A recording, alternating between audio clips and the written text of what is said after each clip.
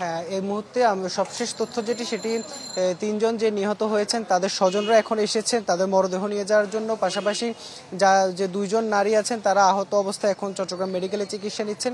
3 জন যারা মারা গিয়েছে তারা সবাই কিন্তু শ্বাস বন্ধ হয়ে মারা গিয়েছেন ধোঁয়ার কারণে।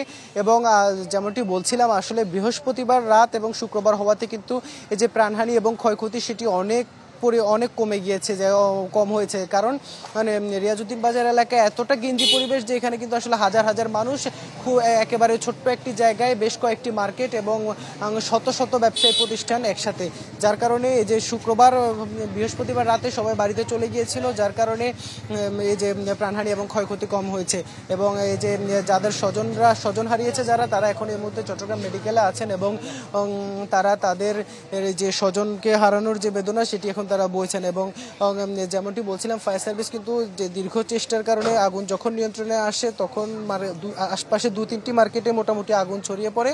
তবে ব্রাদার্স টেলিকম নামে যে দোকানটি সেটি একেবারে পুরোপুরি ধ্বংস হয়ে যায়।